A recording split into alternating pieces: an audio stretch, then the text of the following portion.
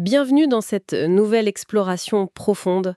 Aujourd'hui, on a une mission assez spéciale, décortiquer un ouvrage et une méthode qui sont vraiment conçus pour organiser notre vie numérique et par extension, libérer ce potentiel créatif qui reste souvent étouffé sous des tonnes de données.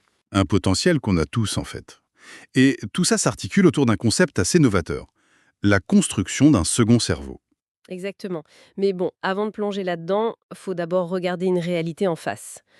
Un problème central que tout le monde partage dans le monde moderne, la fameuse surcharge d'informations. C'est un phénomène assez vertigineux quand on s'y penche sérieusement. Ah mais les statistiques sont folles. Elles montrent qu'on consomme aujourd'hui environ 34 gigaoctets de données par jour.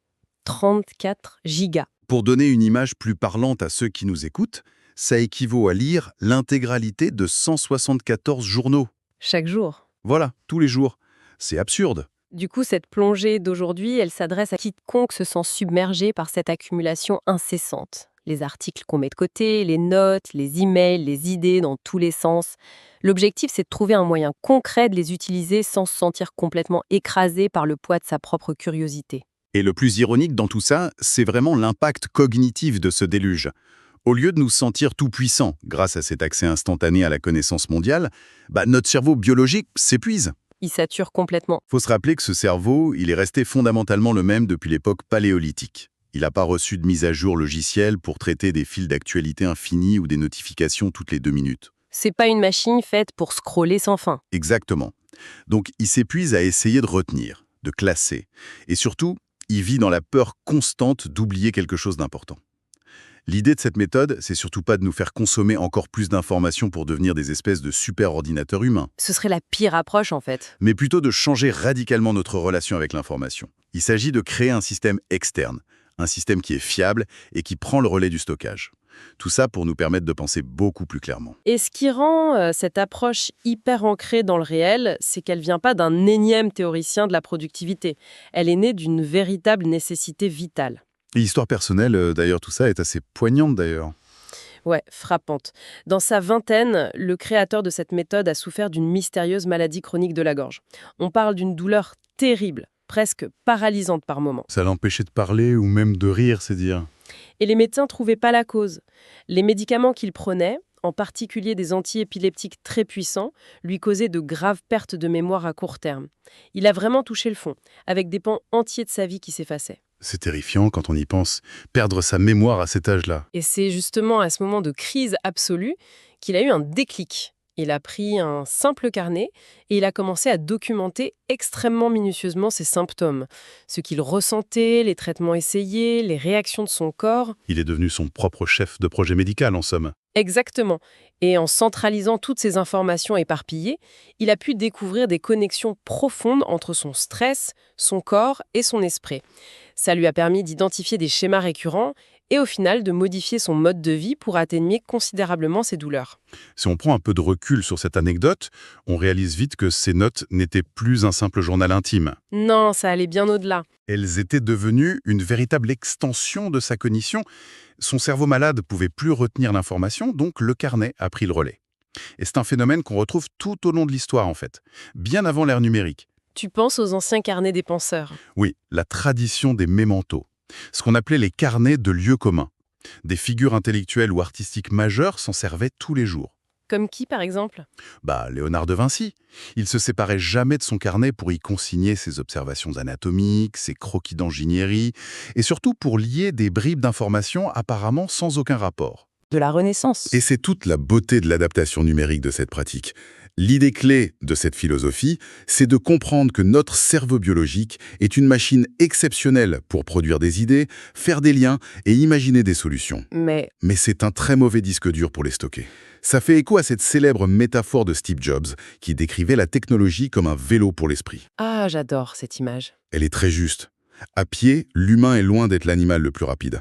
Mais donne-lui un vélo et il bat presque toutes les espèces en termes d'efficacité énergétique. Le second cerveau, c'est ce vélo. Dès lors qu'on l'utilise correctement, notre esprit biologique est plus du tout encombré par la logistique de la mémorisation et il peut se consacrer pleinement à la création.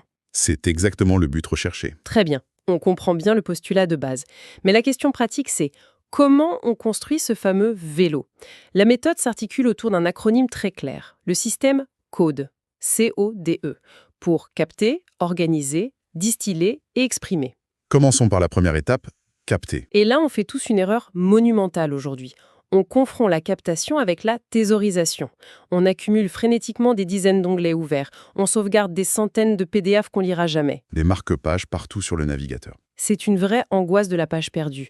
Mais l'objectif de cette première étape, c'est précisément l'inverse de cette accumulation aveugle. C'est-à-dire, Il s'agit de filtrer de manière impitoyable, en gardant uniquement ce qui résonne intérieurement. Faut vraiment adopter la posture d'un conservateur de musée, très sélectif. Si une information ou un concept ne provoque pas une petite étincelle, on laisse passer. on garde que l'utile, le personnel, l'inspirant ou le surprenant. C'est ça. Pas de stockage au cas où. Et pour affiner ce filtre de captation, qui peut sembler un peu subjectif, avec cette notion d'étincelle, il y a un concept merveilleux emprunté au physicien Richard Feynman, le fameux lauréat du prix Nobel. Ah oui, l'histoire de ses problèmes favoris. Oui, Feynman expliquait qu'il gardait toujours à l'esprit une douzaine de problèmes fondamentaux, des questions ouvertes qui le fascinaient en permanence. Et l'idée ici, c'est d'imiter cette pratique, formuler une douzaine de questions profondes qui nous animent, que ce soit personnellement ou professionnellement. Du genre, comment rendre l'apprentissage plus ludique pour les adultes? Ou quel est l'impact de l'architecture sur notre humeur au quotidien? Ce genre de grandes interrogations. Ces questions deviennent une grille de lecture formidable. Face au torrent d'informations quotidiens, on capte que les éléments qui apportent un début de réponse ou un éclairage inattendu sur l'un de ces 12 problèmes. C'est hyper puissant pour donner du sens à nos lectures. Mais je me fais un peu l'avocate du diable. Il n'y a pas un risque de s'enfermer dans une bulle de confirmation? Si on filtre la réalité qu'à travers les questions qu'on s'est déjà posées, comment on laisse la place à la sérendipité, aux découvertes fortuites qui changent notre vision du monde? C'est une réserve tout à fait légitime. Le piège serait de formuler des questions trop fermées. Et c'est pour ça que les questions de Feynman étaient de très grandes interrogations ouvertes. Elles ne cherchent pas à valider une opinion, elles explorent un mystère. D'accord, donc on ne cherche pas à prouver qu'on a raison. Non, au contraire. Et bien sûr, ces 12 problèmes ne sont pas gravés dans le marbre. Ils évoluent avec le temps. Si un sujet totalement nouveau vient nous frapper par sa pertinence, il peut tout à fait remplacer une ancienne question. Le but du filtre, c'est pas de fermer les portes. C'est d'éviter de se noyer dans un océan d'informations qui ne nous concerne pas? Voilà, c'est exactement ça. C'est un équilibre assez subtil entre l'ouverture d'esprit et la protection de son attention. Bon, une fois qu'on a capté ces pépites, on passe à la deuxième lettre, organiser. Et c'est souvent là que tout s'effondre pour la plupart des gens. C'est vrai. La méthode propose un cadre appelé PARA. PARA. Et là, on pointe du doigt une erreur systémique qu'on fait presque tous. On a appris à classer nos fichiers par sujet, de manière très académique. Comme à la bibliothèque. Voilà, on crée un dossier psychologie, un autre marketing, un autre pour le design. Sauf que le problème, c'est qu'au moment où l'on a vraiment besoin d'une info pour accomplir une tâche, on ne sait plus où chercher. Parce que la vraie vie n'est pas cloisonnée par matière universitaire. Exactement. La méthode PARA, à l'inverse, classe tout par degré d'exploitabilité et d'action. Ça correspond à 4 catégories. Projet, domaine, ressources et archives. Ce changement de paradigme soulève une réflexion importante sur la manière dont on structure notre environnement numérique. L'analogie la plus parlante, c'est celle d'une cuisine professionnelle. J'aime beaucoup cette métaphore. Tu peux détailler? Bien sûr, dans une cuisine bien pensée, on garde sur le plan de travail uniquement les ingrédients et les ustensiles du repas en cours de préparation. Ce sont nos projets. Ceux sur lesquels on agit maintenant. Oui, un projet, par définition, ça a une date de début, une date de fin et un objectif clair à attendre. Tout le reste, les ingrédients qu'on utilisera la semaine prochaine ou les poêles spécifiques, on les range dans les placards pour pas encombrer l'espace créatif immédiat. D'accord. Mais concrètement, comment on différencie un domaine d'un projet? C'est souvent là que la confusion s'installe quand on essaye de réorganiser son ordinateur. Prenons un exemple de la vie courante. La santé ou les finances personnelles, ce sont des domaines. C'est des sphères d'activité ou de responsabilité continue. On n'a jamais fini d'être en bonne santé. Voilà. Il n'y a pas de ligne d'arrivée. En revanche, courir un marathon en octobre ou faire sa déclaration d'impôt pour le 15 mai, ce sont des projets. Ils s'inscrivent dans un domaine, mais ils ont une fin. C'est très clair. Et pour les 2 autres lettres? On a les ressources. Ce sont nos centres d'intérêt. Les sujets qu'on creuse par curiosité, comme l'histoire du jazz ou la permaculture. Et enfin, les archives. Le grand placard du fond. C'est le congélateur. On y place tous les projets terminés, les domaines qui sont plus d'actualité, pour que ça disparaisse de notre vue sans pour autant être perdu.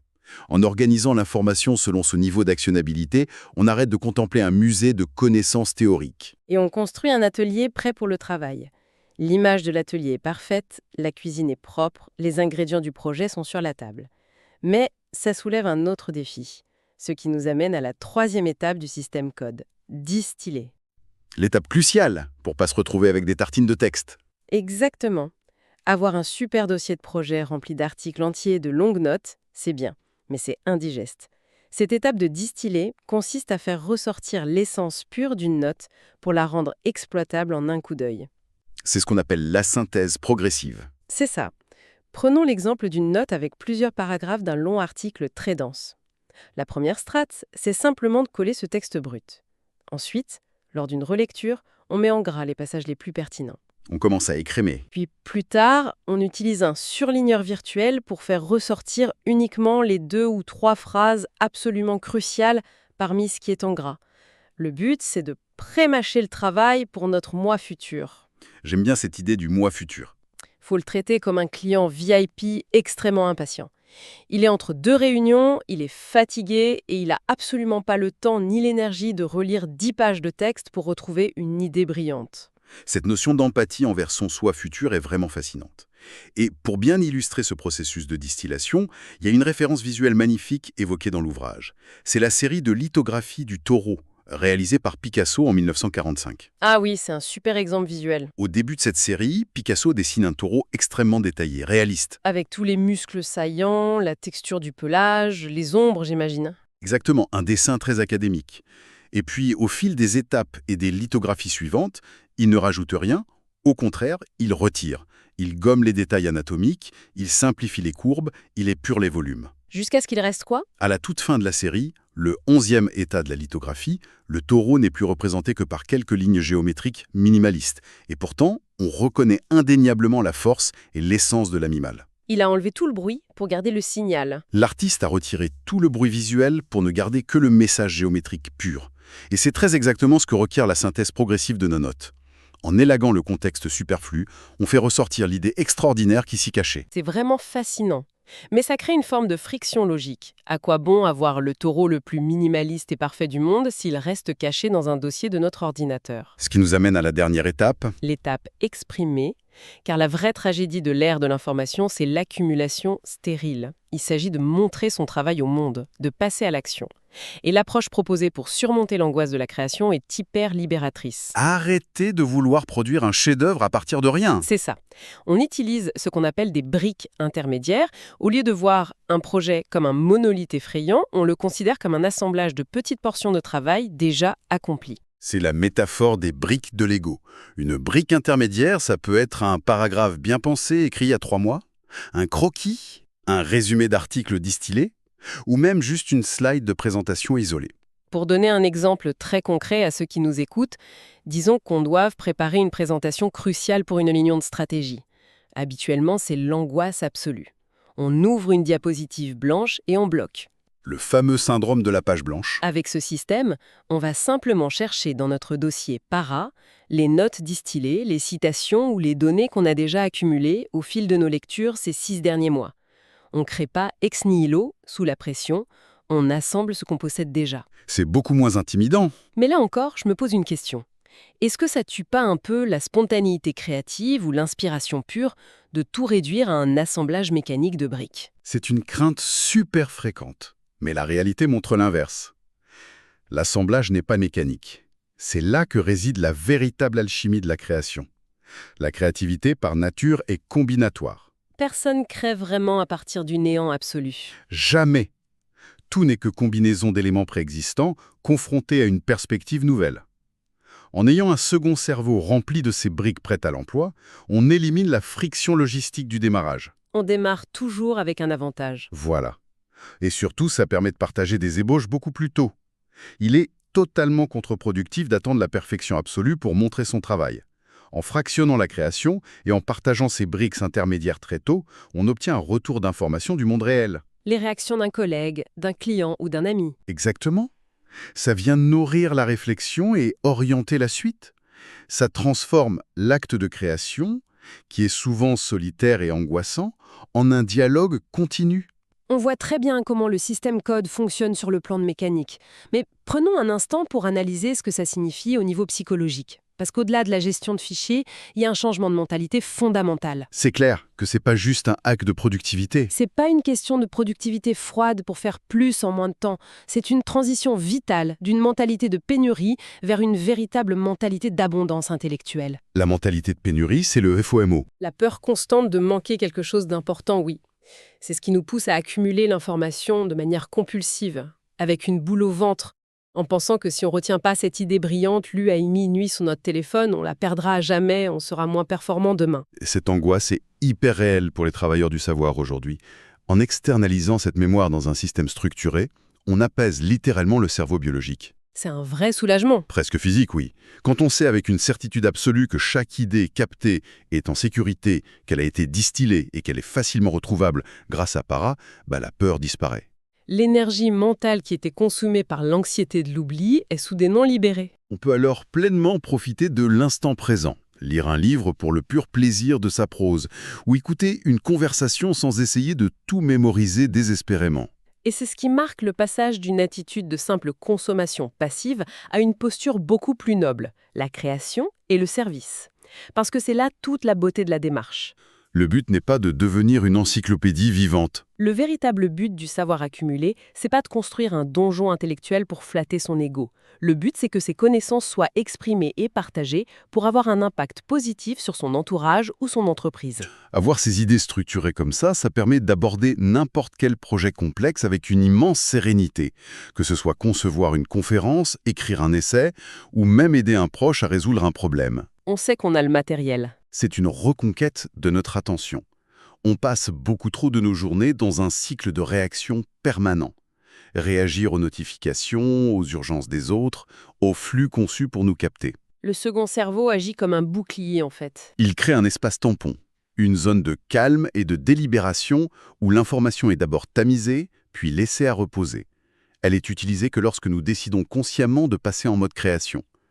C'est un renversement de pouvoir assez fascinant entre nous et nos outils numériques. Pour résumer un peu l'esprit global de tout ça, il est vraiment crucial de comprendre qu'il s'agit à aucun moment de se transformer en un robot hyper productif, quelqu'un d'obsédé par l'optimisation extrême de chaque seconde. C'est l'inverse, en fait. Exactement. Construire ce système consiste à standardiser et à automatiser tout le flux de travail logistique, tout le bruit de fond pesant de la gestion d'informations. Et pourquoi s'infliger cette rigueur initiale ?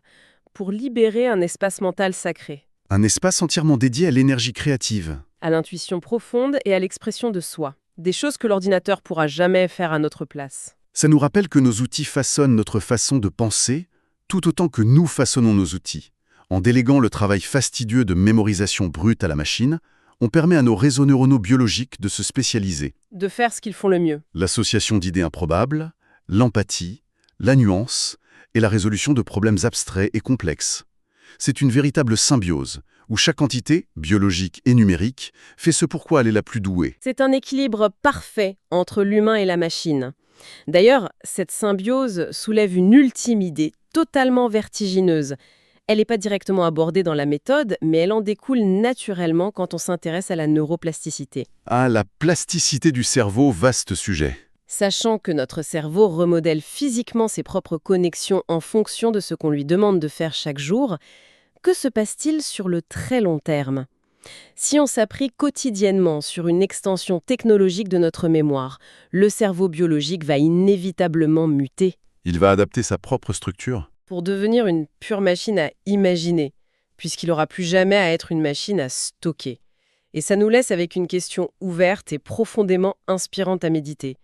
Que va oser imaginer, connecter et créer notre propre esprit le jour où il sera définitivement libéré du fardeau de retenir la moindre information logistique ? C'est une perspective vraiment enthousiasmante. C'est sur cette réflexion vertigineuse que s'achève notre plongée d'aujourd'hui. Merci d'avoir suivi cet échange avec nous et surtout, continuez à nourrir votre curiosité.